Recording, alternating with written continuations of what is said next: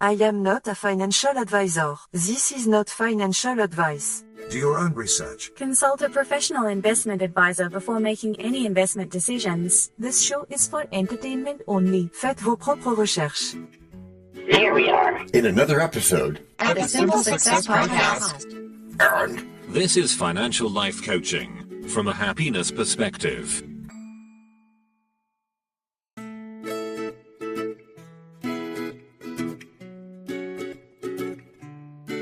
Previously on Simple Success. Bringing that vibe of the financial soul. Money decisions that support a happier life instead of just a bigger pile of stuff. Happier life, sure, but my soul still panics when the market twitches. And now, just like with a previously on thing on TV, we take you directly to this week's episode. Anything is possible. What are we discussing today, gentlemen? Funny you should ask, Liv, because today we explore finance as a path to character. Character? My Amazon cart doesn't show character. It shows chaos. Financial virtue means your money habits shape who you become. So my budget is my autobiography. Great. It's a horror genre. Yet in Stillness the Key, Holiday says virtue is built through consistent action. Consistent action, huh? My consistent action is consistently panicking over interest rates. Pause before reacting. That pause is virtue. My impulses hate pausing. They prefer next day shipping. Speedy stuff, huh? Okay, well, let's bring in our tagline. But who will voice it? Will you voice it, DT? My chocolate river of gratitude? Gee, that's sweet, John, but Jessica, bail me out here. Sure. Financial life coaching from a happiness perspective. Wham, bam, thank you, ma'am. Happiness requires alignment with values. My values and my Netflix bill disagree violently.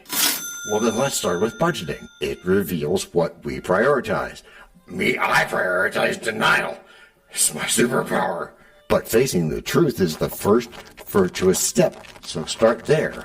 Courage equals checking my balance. Terrifying. Yes, and then prudence, redirecting wasted money, if there is any, into an emergency fund.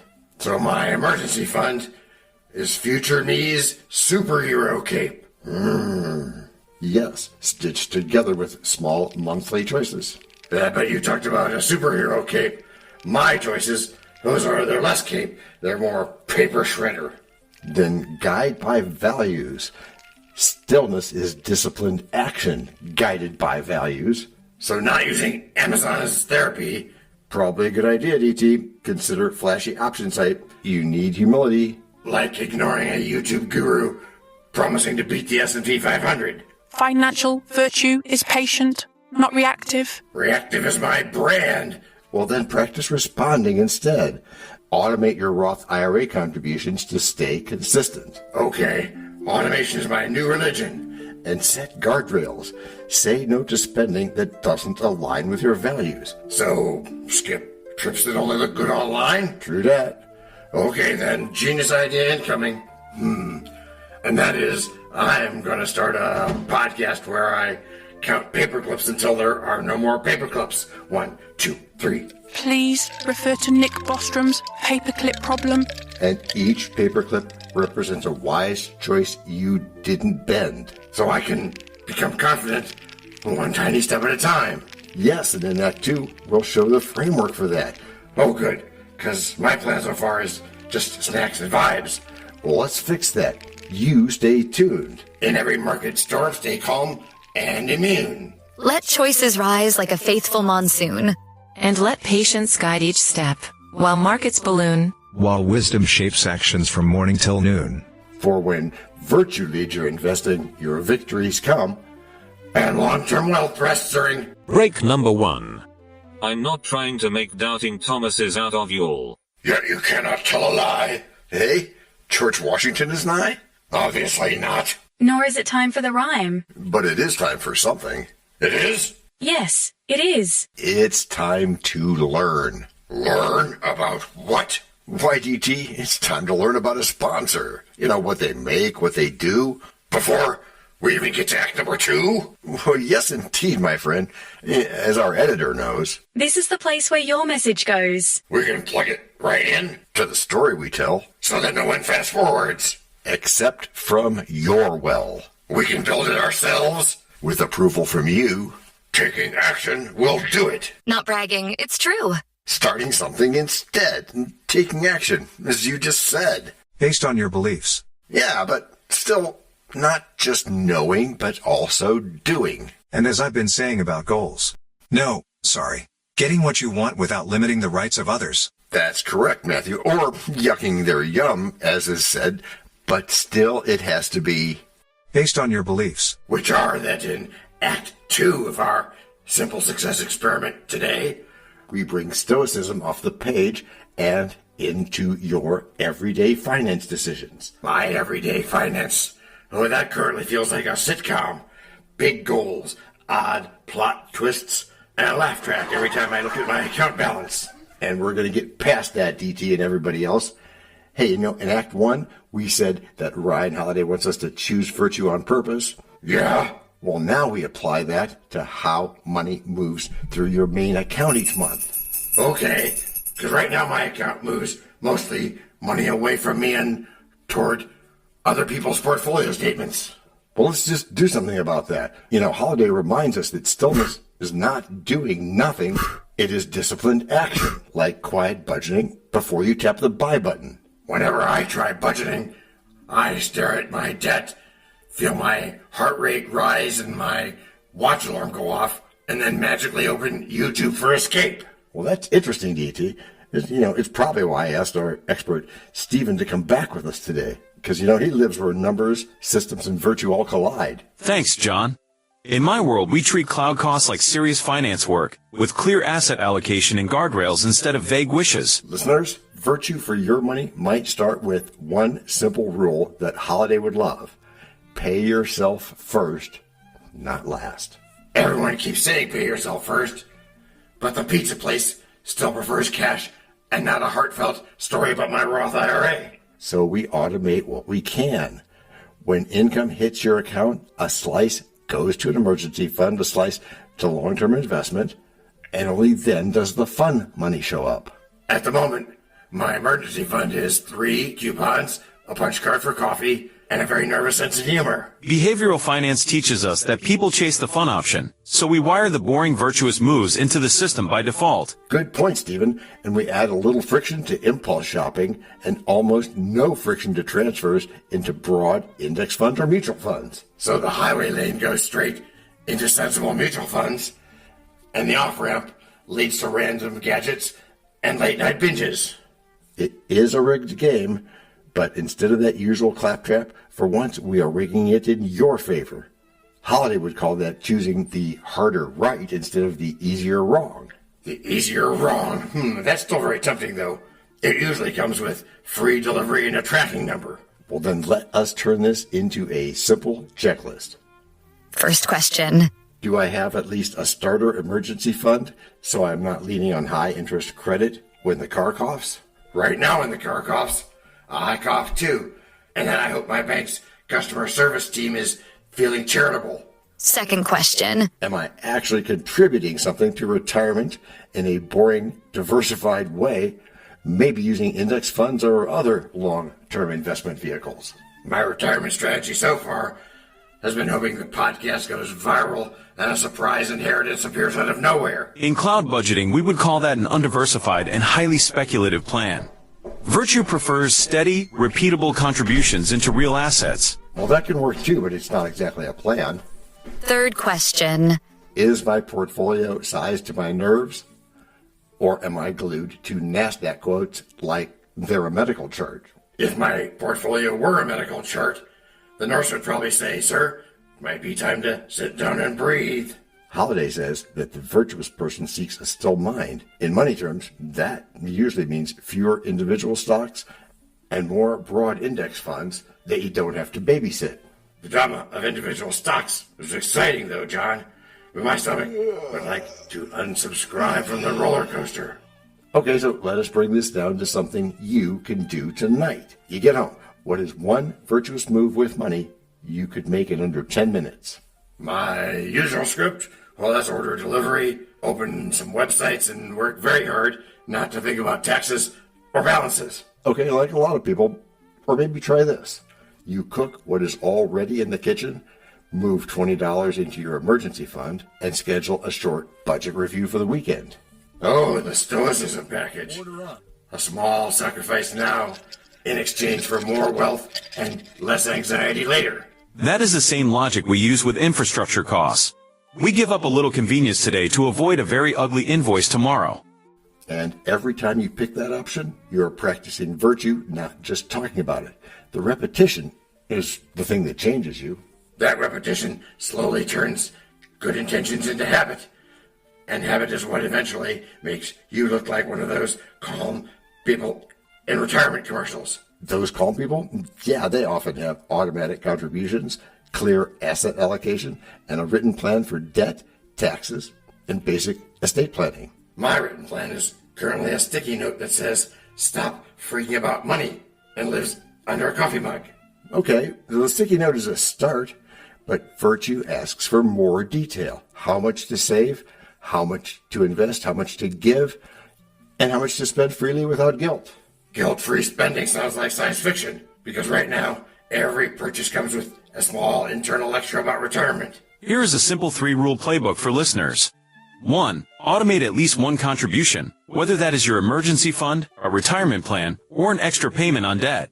2. Decide your fund money amount ahead of time so you can enjoy it without second-guessing every coffee or concert ticket. 3. Limit how often you check your portfolio so the Dow Jones cannot jerk your emotions around all day long. That third rule is pure stillness. You are not ignoring reality. You're simply refusing to let every price move dictate your mood.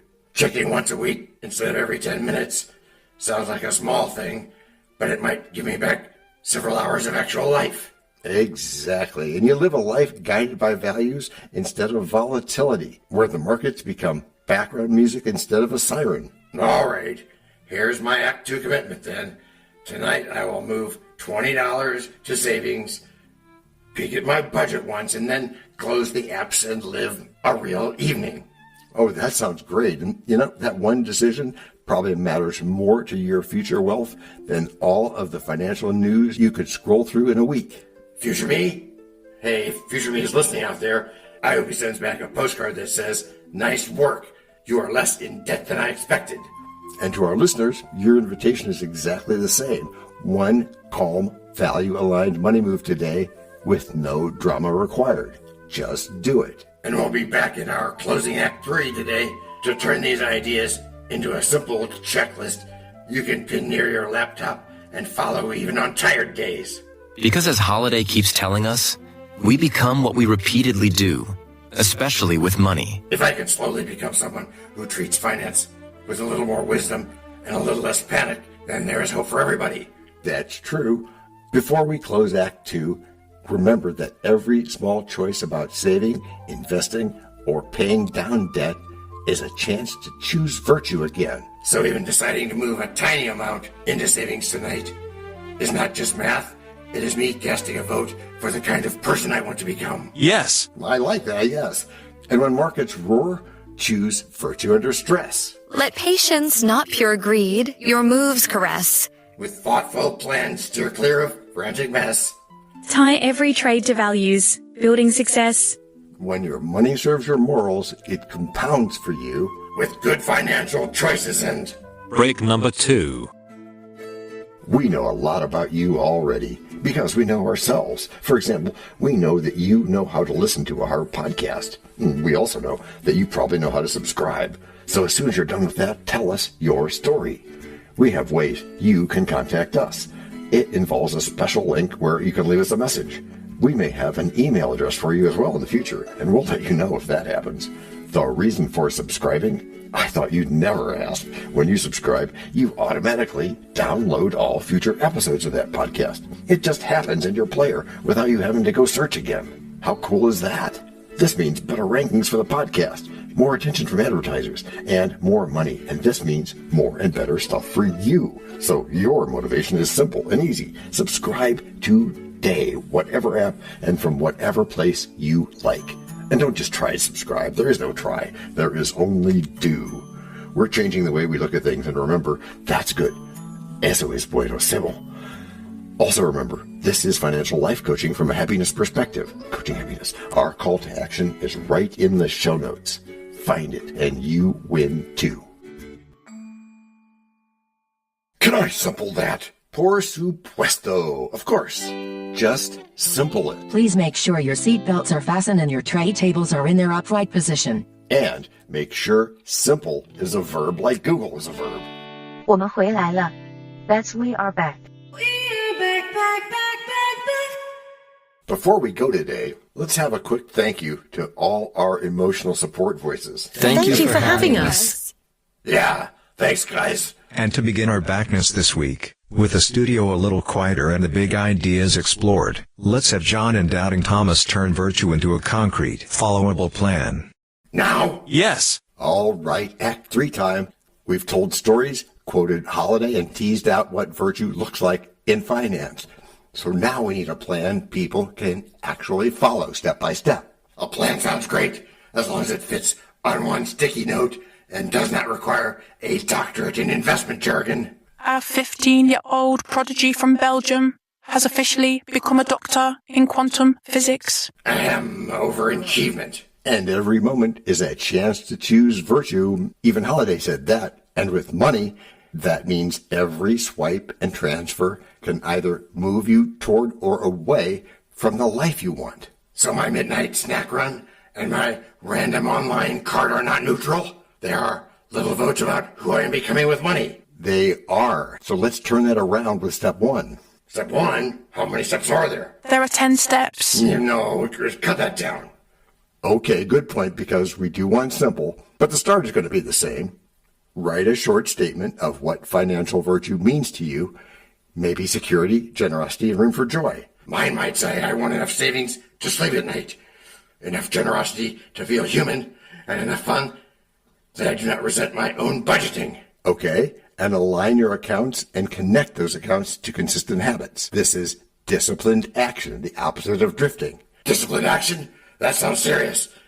But if it's just automatic transfers and calendar reminders, even I can pretend to be disciplined. Exactly. A small transfer every payday into savings, another into long-term investment, and a pre-decided amount into fun is how you practice virtue on autopilot. So instead of arguing with myself every week, I argue with myself once, set the numbers, and then let the system handle the money drama. That's right. You simplify the decision space, and you schedule regular, calm check-ins. Once a week for cash flow, once a month for big picture progress, once a year for deeper estate planning and goals. Well, that beats my current strategy of ignore everything until tax season, followed by an all-night panic party about taxes and forms, which is the opposite of stillness. You know, virtue wants you to meet reality regularly, gently, and without that needless drama. Meeting reality gently sounds new. I am used to getting a surprise letter and assuming the banking system has personally declared war on me. But it hasn't, so protect your mental bandwidth. Channel your inner philosopher and put generosity in the plan. Virtue is never just about you. Holiday even talks about the satisfaction of serving something bigger than your own comfort.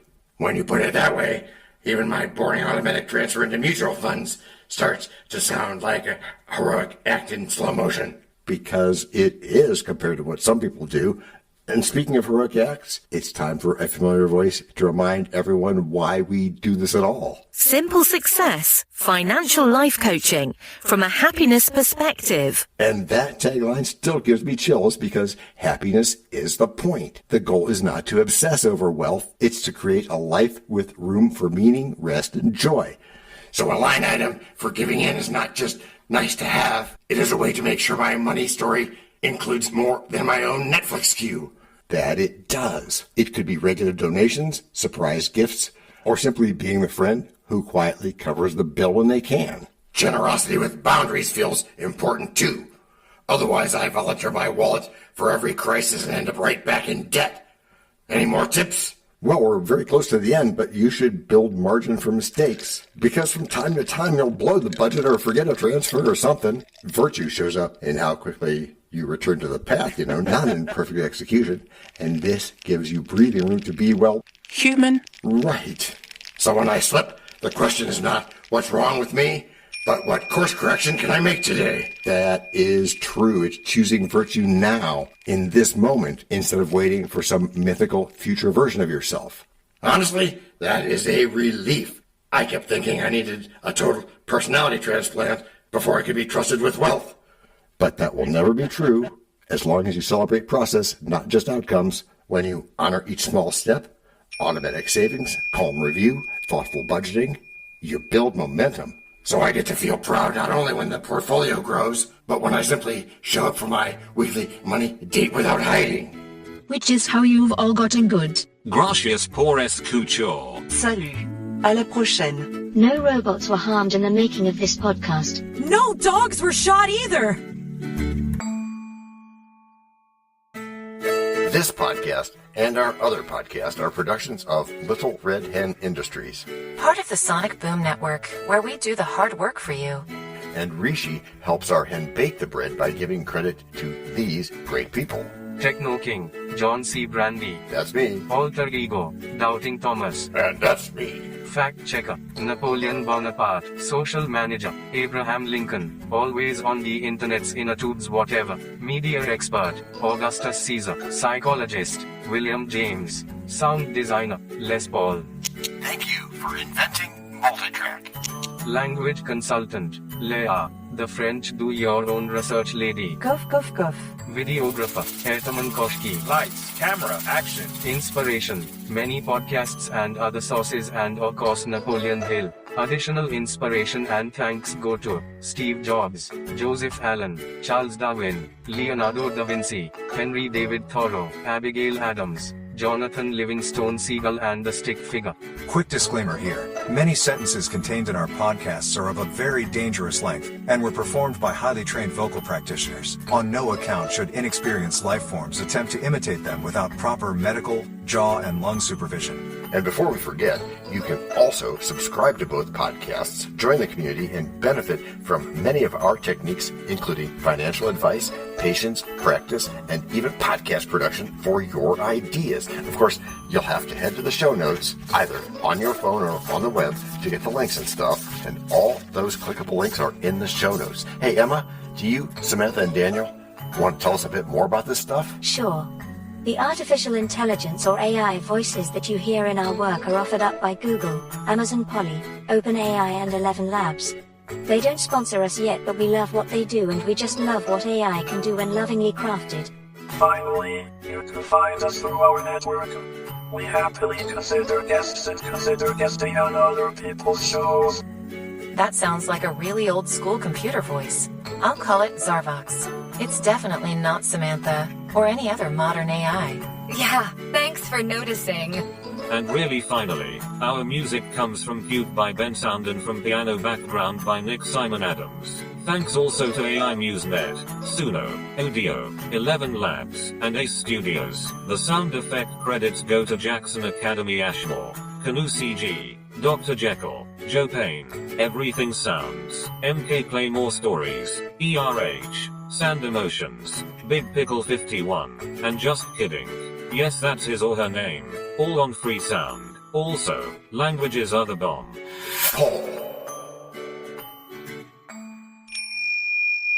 Let me be clear. This is the best podcast ever.